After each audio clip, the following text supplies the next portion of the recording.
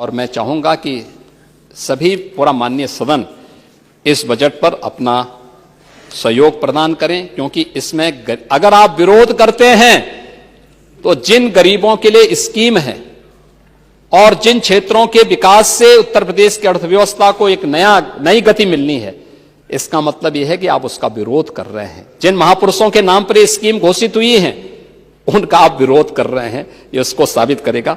अध्यक्ष जी, आपने मुझे अवसर दिया है, मैं आपका भी हृदय से आभार व्यक्त करता हूं। धन्यवाद। मत संख्या 10 माननीय वित्त मंत्री जी। मत संख्या 10। माननीय अध्यक्ष जी। कौन बोलेगा? मुख्यमंत्री जी, शायद पर्ची कागज के बीच में फाइल में रह गई है। उमर का सर। तो जरा एक बार फिर से याद दिला दीजिए। माननीय अध्यक्ष जी। माननीय मुख्यमंत्री जी, ये जितने भी सदस्य हैं, ये भी आपके इसी 25 करोड़ आबादी का हिस्सा है। इनकी भी चिंता कर लीजिए।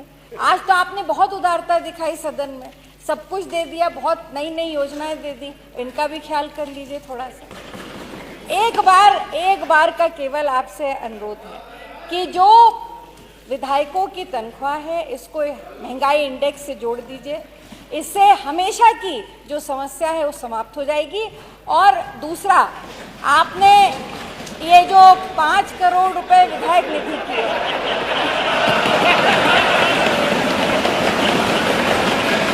इसको 7 करोड़ कर दीजिए और 200 कर। माननीय अध्यक्ष जी,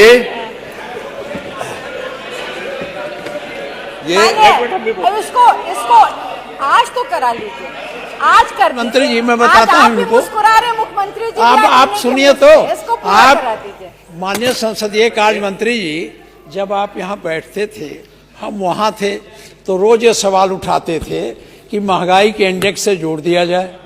और पूरा पेंशन, हमारी कमेटी बनी थी, आप पूछ लीजिए, जो इन्होंने प्रस्तावित किया था माननीय अखिलेश जी ने पूर्णतः मान लिया, उसमें कोई संशोधन नहीं किया था। पूछिए है गलत। तो आप ये लोग जब कह रहे हैं, यद्यप हम बहुत इसके उसमें नहीं रहते हैं, लेकिन जब सबकी राय है, आप जब आपकी इच्छा रही है माननीय मुख्यमंत्री, तो आप कुछ आप जैसे वो कह रहे हैं इंडेक्स से जोड़ने का, तो इसमें कोई बड़ी बात नहीं है महंगाई के इंडेक्स से जोड़ने। बोलिए। आप कुछ कह रहे हैं? जोड़ दीजिए।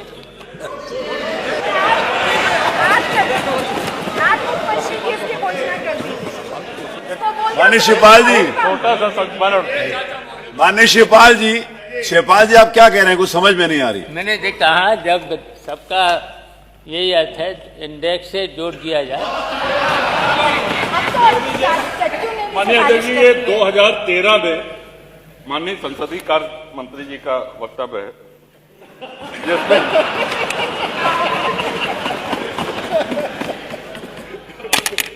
और आपने कहा है कि मानवर इसमें वारंट ऑफ प्रेसिडेंस बने हैं।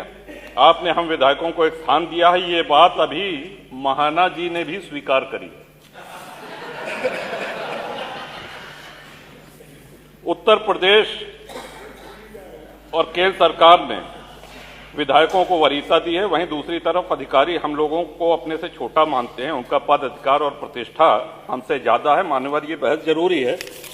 आगे चल के माननीय संसदीय कार्य मंत्री जी कहते हैं कि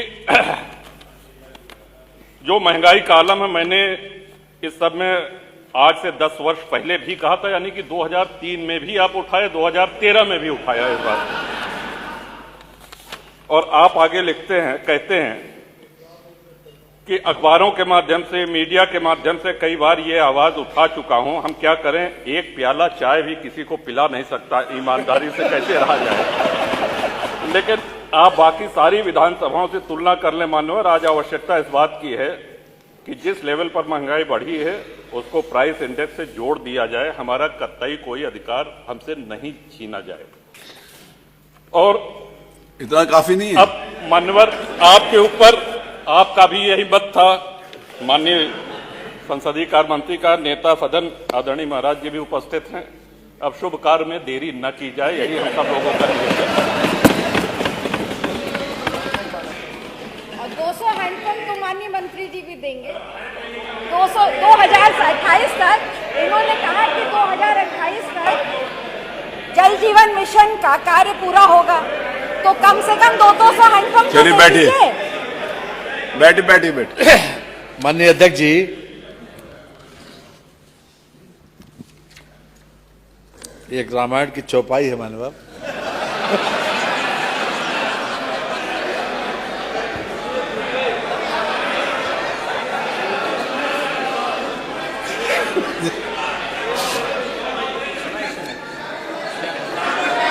कि जो इच्छा करियो मन माही, हरि प्रसाद कस दुर्लभ नाही। इसका मतलब क्या हुआ? माननीय अध्यक्ष जी, माननीय अध्यक्ष जी, ये एक माननीय नेता सदन ने बहुत विस्तार से जितने भी माननीय सदस्यों की जिज्ञासाएं थी उस पर सब बहुत अच्छे तरीके से और आंकड़ों के साथ अपनी बात रखी। मान्यवर, केवल एक बात पर मैं बल देना चाहता हूं, बार बार विपक्ष की तरफ से आता है ये प्रदेश इतने कर्जे में ग्रसित है, जो बच्चा पैदा होता है उसके ऊपर इतना कर्जा है। आज भी कहा गया कि इस प्रदेश के ऊपर इतना कर्जा है। माननीय, जितनी भी विकसित सरकारें होती हैं, खास तौर से जो डेवलपमेंट ओरिएंटेड हैं, उनके लिए कर्जा लेकर जन कल्याण की योजनाएं चलाना कोई नई बात नहीं है माननीय, और हर सरकार कर्जा लेती है माननीय।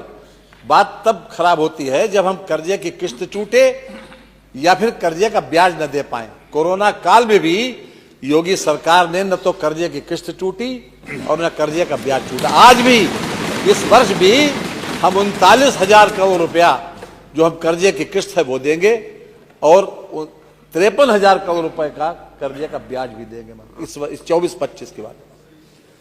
अब मान्यवर, मैं आपकी अनुज्ञा से ये प्रस्ताव करता हूं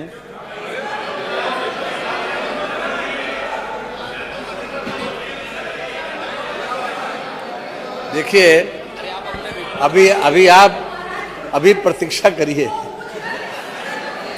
मैं आपकी अनुज्ञा एवं श्री राज्यपाल की सिफारिश से प्रस्ताव करता हूं कि 31 मार्च 2026 को समाप्त होने वाले वर्ष में अनुदान संख्या 1 लगायत 2, 4 लगायत 8, 10, 12 लगायत 22, 25 लगायत 28, 30 लगायत 36, 38 लगायत 55, 57 लगायत 63, 65 लगायत 87, 89 तथा 91 लगायत 93 के अंतर्गत होने वाले परिव्ययों को चुकाने के लिए आवश्यक धनराशि की पूर्ति के लिए रुपए 6,354,38,15,000 रुपए से अनधिक धनराशि स्वीकृत की जाए। प्रश्न यह है कि 31 मार्च 2026 को समाप्त होने वाले वर्ष में अनुदान संख्या 1 लगायत 2, 4 लगायत 8, 10, 12 लगायत 22, 25 लगायत 28, 30 लगायत 36, 38 लगायत 55, 57 लगायत 63, 65 लगायत 87, 89 तथा 91 लगायत 93 के अंतर्गत होने वाले परिव्ययों को चुकाने के लिए आवश्यक धनराशि की पूर्ति के लिए रुपए 6,354,38,15,000 से अनधिक की धनराशि स्वीकृत की जाए। जो माननीय सदस्य के पक्ष में हो कृपया हाँ कहें। तो माननीय सदस्य के विरोध में हो कृपया नहीं कहें। हाँ की संख्या बहुत ज्यादा है, इसीलिए इसको स्वीकार किया। मत संख्या 11। माननीय अध्यक्ष जी, मैं आपकी अनुज्ञा से प्रस्ताव करता हूं कि उत्तर प्रदेश विनियोग विधेयक 2025 को पुरस्थापित करने हेतु सदन की अनुज्ञा मांगता हूं। प्रश्न ये है कि उत्तर प्रदेश विनियोग विधेयक 2025 को पुरस्थापित करने हेतु सदन की अनुज्ञा दी जाए। जो माननीय सदस्य के पक्ष में हो कृपया हाँ कहें। जो माननीय सदस्य के विरोध में हो कृपया नहीं कहें। सर्वसम्मति से हाँ की संख्या अधिक है, अतः अनुज्ञा दी गई।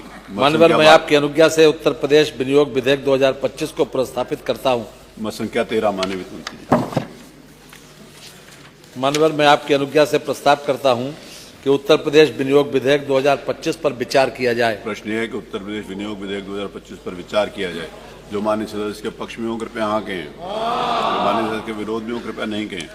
हाँ की संख्या अधिक है अतः प्रस्ताव स्वीकृत हुआ। खंडशः विचार। प्रश्न यह है कि खंड 2 से खंड 3 तक तथा खंड 1 प्रस्तावना व शीर्षक इस विधेयक के अंग माने जाएं। जो माननीय सदस्य के पक्ष में हो कृपया हाँ कहें, जो माननीय सदस्य के विरोध में हो कृपया नहीं कहें। हाँ की संख्या अधिक है अतः खंड 2 से खंड 3 तक तथा खंड 1 प्रस्तावना व शीर्षक इस विधेयक के अंग बन गए। मत संख्या 14। माननीय वित्त मंत्री जी 14। माननीय मैं आपकी अनुज्ञा से प्रस्ताव करता हूं कि उत्तर प्रदेश विनियोग विधेयक 2025 पारित किया जाए। प्रश्न यह है कि उत्तर प्रदेश विनियोग विधेयक 2025 पारित किया जाए। जो माननीय सदस्य के पक्ष में हो कृपया हाँ कहें, जो माननीय सदस्य के विरोध में हो कृपया नहीं कहें। हाँ की संख्या अधिक है अतः ये विनियोग विधेयक पारित हुआ। आज माननीय अध्यक्ष जी, जो कमेटी पिछली बार माननीय मुख्यमंत्री जी ने घोषित की थी वित्त मंत्री की अध्यक्षता में, माननीय सदस्यों के उसके बारे में हाँ माननीय अभी सभी दलों के विचार भी आ गए हैं और उसकी कमेटी की रिपोर्ट आ जाएगी, उसके आधार पर ही आगे कार्रवाई होगी। माननीय जो कमेटी अरे आप काहे के लिए, उसके बाद तो हो गई।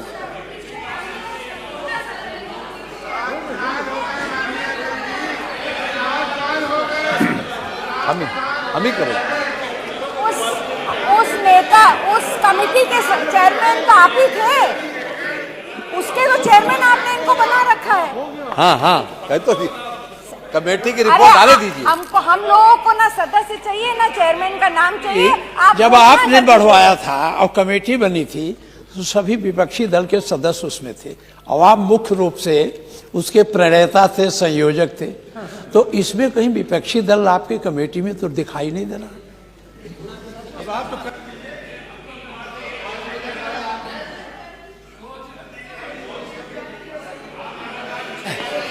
जल्दी शामिल कर लेंगे, शामिल कर लेंगे, शामिल कर लेंगे।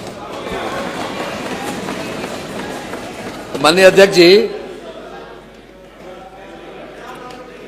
अब आप लोग समझ गए होंगे।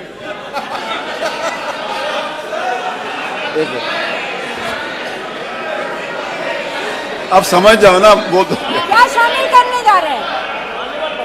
सचिवालय के माननीय जो हाँ सुनिए वो हाँ सुनिए जो सचिवालय के जो कर्मचारीगण हैं माननीय जी, ये सभी लोग यहाँ से सुनिए लेकर और विधान परिषद तक माननीय जी, सभी लोगों का जो पिछले साल जो पैसा मिलता था इन लोगों को पुरस्कार स्वरूप, उसमें से 1000 रुपये बढ़ाने के साथ ही इन लोगों को इस बार भी दे दिया जाए। माननीय धन्यवाद। ये माननीय मुख्यमंत्री जी सहमत हैं।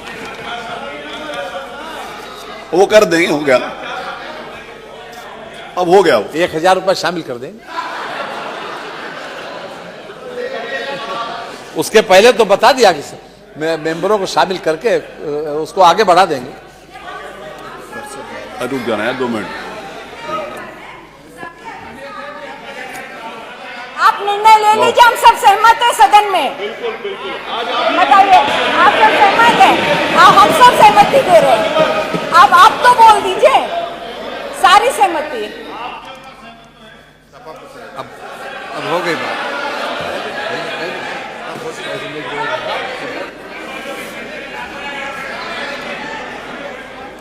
ऐसा है, माननीय नेता सदन ने जब कह दिया है तो उसमें अभी कभी ऐसा नहीं होता है। वो परिस्थिति ऐसी थी कि कोरोना काल आ गया था, आपको सबको मालूम भी है। वो परिस्थिति में ऐसी थी, सबने सहयोग भी किया, सारे विधायकों ने उसमें सहयोग किया। इसलिए अब आज माननीय नेता सदन ने कह दिया है, अब ये हो जाएगा। चलिए,